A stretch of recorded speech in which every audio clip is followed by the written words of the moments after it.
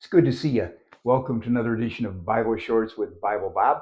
If you have not subscribed to the YouTube channel, please go there. And if you haven't told somebody about Biblebob, please tell them. Share it on social media, blast it. You could even do that TikTok thing, which I haven't figured out yet because it seems like the videos are too long. Somehow they got to be shorter. But if you want to jump on and be like a volunteer editor of something of the Biblebob program, we'd love to have you on board. The more episodes we do, the more viewers we have, the more messages we have to answer, which is a really good thing. But we want to honor everybody and have some really good, fruitful discussions. So spread Biblebob around and tell somebody to read their Bible today. So, and where we're at, so today we're going to be on part 8 of, it's in the book of Hosea. So part 8 is chapter 8. And the series is called Wife of Whoredom. This is episode number 110. And to bring you up to speed, if for some reason this is the first of the series that you've listened to, I urge you to go and listen to the other 7 after this one. And what's beautiful about Hosea, it's kind of like a love story of a man going after a cheating wife. It sounds kind of weird, but let me give you the backdrop. So back in chapter 1, Hosea is a minor prophet. A minor prophet is a group of people that only wrote less than the major prophets. So, and we're going to hear from a major prophet within this chapter of, as I'm reading it anyway, he's not in the chapter, but Ezekiel. So Hosea is a minor prophet, and Hosea is told by God, go marry a woman who's going to cheat on you. She's going to commit adultery. She'll be unfaithful. She'll have children with other fathers. And what it is, it's a true story that's also a metaphor of, like, back then, the people, the Israelites, the way they were acting. They were committing spiritual adultery with God's other nations, customs, cultures. They were walking out on God. They didn't remember what he had done. They weren't even remembering, hey, he got them out of Egypt and what he did there. That was huge, people. So, and we today, Hosea is almost like a forerunner of Christ or a type of Christ. What I mean by that is he's the bridegroom. Jesus is the bridegroom. Hosea was going after a cheating wife, the bride. We are the bride of Christ. And frankly, the way we live sometimes, we've committed spiritual adultery because we have idolized things instead of God. And maybe it's money, maybe it's sex, whatever. We put things in front of God. And we haven't exactly been humble servants. We've been hypocrites. But enough of that. We'll talk probably about some of that later. Let me go into chapter 8. And chapter 8 in this Bible here, it begins with Israel's false hopes. So in chapter 6, we had the first lament. God gives his first lament. A lament is like a sorrowful cry with accusations. And then we had in chapter 7, we had the Lord's second lament. And what we're going into now is chapter 8. And it says, put the trumpets to your lips and give the warning. The enemy swoops down on my people like an eagle. The Israelites have broken my agreement. They've turned against my teachings. They cry out to me, our God, we in Israel know you. But Israel has rejected what is good. So the enemy chases them. They chose their own kings without asking my permission. They chose their own leaders, men I did not know. That's a really good advice there. When we go to vote for people, I think it's wise to ask God, who should we vote for?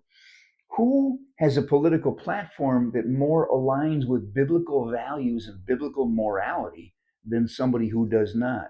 Too often we get caught up in personalities. And personalities you could really put under the heading of all have sinned and fallen short of the glory of God. There's people we just don't get along with.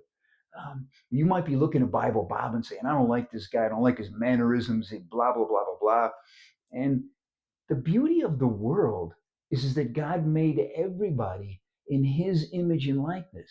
So the very person that you're putting down, that I'm putting down, that I don't like, is somebody made in the image and likeness of God. So when you go into the voting booth, like here, God is blaming them. You chose kings without asking God. I wouldn't vote without asking God. So they trust in the palaces they have built, and Judah trusts in her many strong walled cities. It's like the Israelites thought that if they build these strong cities, that would protect them from their enemies. If God wants to take you out, there ain't no strong walled city that's going to stop God from allowing an enemy to take you out. So, but I will send fire on their cities and destroy their strong towers.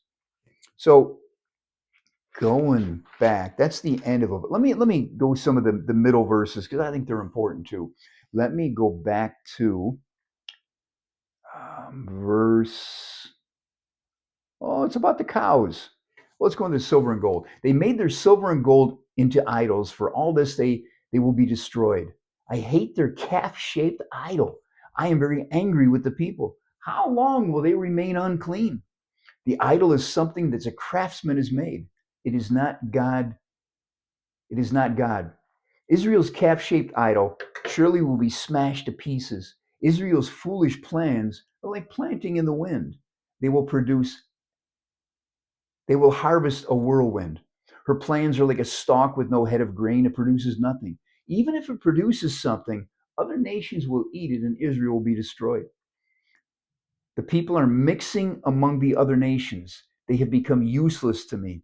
So when you mix amongst other nations and other cultures, let's say that you mix religions together, that's not quite going to work. Can you imagine um, Jewish people trying to exist in a country like Iran? It's a Muslim country. It's probably one of the worst countries on the face of the earth because they're the greatest sponsor of terrorism. But there are certain people that you cannot mix with, certain religions that you cannot mix. So these people, Israelites, were going and mixing with foreign gods. They had idols, they're worshiping idols. And it's not a good thing. Like a wild donkey, Israel has run to Assyria. Israel has hired other nations to protect her. Although Israel is mixed among the nations, I will gather them together. They will become weaker and weaker as they suffer under the king of Assyria. They went to other nations to get protection instead of praying to God for protection. They put their hope in people instead of God. The more altars Israel built to remove sin, the more they have become altars for sinning. They reject the many teachings that I have written for them. They act as if the teachings were strange and foreign to them. Strange teachings. The Israelites offer sacrifices to me and eat the meat, but the Lord is not pleased with them. He remembers the evil they have done, and he will punish them for their sins. They will be slaves again as they were in Egypt. The people of Israel have forgotten their Maker. They trust in the palaces they have built, and Judah trusts in her many strong walled cities. But I will send fire on their cities and destroy their strong towers. So, looking back over my life, I was one of those guys that thought, you know what? If I met a problem, I would just try harder to go through that. If there was a brick wall, man, I would just go through it. I would jump over it. Never thought of backing down and saying, God, is this the way I'm supposed to go? And so for a while, I had tons of success. It seemed like everything I touched turned to gold. I had several businesses and it was in real estate and everything was really, really good until one day everything started to fall apart. Instead of turning to gold, it was more like I was in a season of fall. The leaves, it was like I would touch something and it became leaves from the tree that fell in the autumn down and decayed at the bottom of the tree. And my life was like a wind. No, I was more like a whirlwind. I thought that if I tried harder, I was all adrenaline and just go, go, go, go, go. The problem was my busyness led to even less. The successes that I had, they dissipated. And the harder I worked, it seemed like I ended up with double the failure for every one success that I had. I'd go out and I had a vending business. I'd place one machine and I probably lost three the same day. Everything I touched fell apart. And looking back on it, I think it was all a part of God's plan. He needed to find a way to have me trust in Him because I knew God, but I wasn't spending any time with Him. I wasn't reading the Bible. I went to church years ago as a Catholic boy. I did a stand, sit, and kneel, and I think you all left service before the final hymn was over because pastor had to go to the back door and shake hands. And it was like, it just it wasn't a real worship experience. It wasn't a praise experience. It wasn't a real show of gratitude for all the things that God had given me. So He laid me low. He really humbled me out. And it was like nobody likes to lose. And I'm a competitor from day one. But when you take your eyes off of God, it's like the hypocrisy mounts. I used to say things like, well, hey, look at my children because my children are doing good, and look at those children. They weren't parenting the way I was. You know, everybody's going to come across some hard times in their lives. And you really shouldn't be. Hypocrisy is almost like a two-faced lip service that says that you're good, but you don't have time to show the goodness of God to somebody else in need. Hypocrisy is that two-faced lip service that says that you have compassion, but you don't lift a hand to show that to somebody. You got sympathy, but it doesn't turn into empathy as an act of like helping people. So it was a really hard time, but the beauty of it was God took every single failure I had and he turned it into wisdom, insight, knowledge that have become so invaluable, so innumerable, and they multiply immeasurably the more I give time to God. So if you're successful, God bless you. Find a way to give God gratitude for that success. If you're falling on hard times, turn to Him and things will get better. They do get better. He's got a plan for the future. Israel here is, they're going to make it. Hang in there. They're going to make it. We'll go to part 9 after this series here, after this episode, in episode 111. That'll be coming next, part 9. But let me leave you with 2 verses that are really, really, really cool because all the Bible verses are cool. So the first one is from Deuteronomy 6:18. I like the book of Deuteronomy. I call it the book of dudes. And back before I was a Biblebob dude, I was following my own way. I was doing what I thought was right in my own eyes. I was being good in my own way, thinking I was good. I wasn't. I was a dude without God.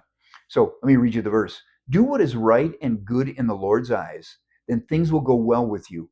You will go in and take over the land. It's the good land the Lord promised to your people of long ago. So that's Deuteronomy 6:18. So the second verse is from Micah 6:8.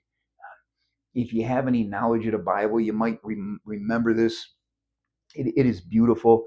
I think it's the epitome of how to live. Jesus says, "Love your neighbor." This is kind of like the same thing. So the Lord has shown you what is good. He has told you what He requires of you. You must act with justice. You must love to show mercy, and you must be humble as you live in the sight of your God. That's a beautiful thing.